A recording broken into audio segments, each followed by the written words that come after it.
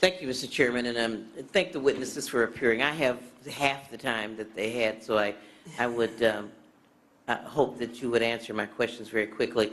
How are you, Mr. Turner? Very, nice very. To see so you again. so good to see you, Representative Moore. It is. It is. We do have a history, Mr. Turner, and so I know that a lot of your experience, and you've done fantastically in your career, was based on your work with Tommy Thompson at a time when I was a state senator. And so I do have some questions related to that, and I'll just get right in there. Are you concerned that some of the policies that you are promoting really promote women becoming a permanent underclass in our economy? And the reason I ask that is because you focus on, for example, work first. And we all know, sitting here, all of us are educated in this room, that some kind of post-secondary education gives you more opportunities in the job market. And so while there's a lot of agreement that work certainly helps your income earning potential, the strict denial and limited educational opportunity really cuts that off. The day we passed so-called W-2 in Wisconsin, 10,000 women in Wisconsin lost their opportunity to go to technical college and to higher education. So that's my first question. Yes, and you'll also recall, Senator Moore, that Milwaukee... Representative Moore now, but I'm entitled to both the titles. So. I'm sorry about that. Representative Moore, the Milwaukee poverty rate went from 34% to 26% in the first 5 years of W-2. So lots of... back up, though, because the economy is not doing well. Yes, but that's because so many people were going, they were streaming into the labor force.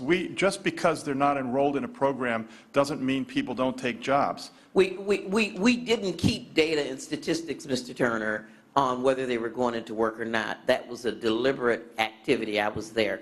Let me ask you another question. When you talk about the 29% of TANF dollars don't go for benefits, and you say that they're going for more productive uses, what was your thought of the $18 million in profit that went with that first round of TANF dollars? What productive use was that in the Milwaukee area? And I asked that question because I believe that all it did was incentivize people who were not necessarily public workers, as you proposed, to keep people from getting benefits. Remember, we had these diversion specialists. You could walk in there with a big belly, 9 months pregnant, 2 kids hanging on you, and it was their job to deny you as many benefits as possible. So I guess I want you to respond to what productive use you think the $18 million was. Well, the 29% figure, Representative Moore, is the current proportion of TANF federal funds that go to cash benefits. That means that 71% of all of TANF block grant money is going to child care for working families. Some of it's going into the state EITC. Okay, good. I just got one more question because my time is waning. You talked about, you gave as an example Section 8 housing in your review of the welfare state. $16 billion for Section 8 to provide people with stable housing opportunities, low-income people, and they've been receiving these benefits for too long. There's a sort of moral hazard, dependency.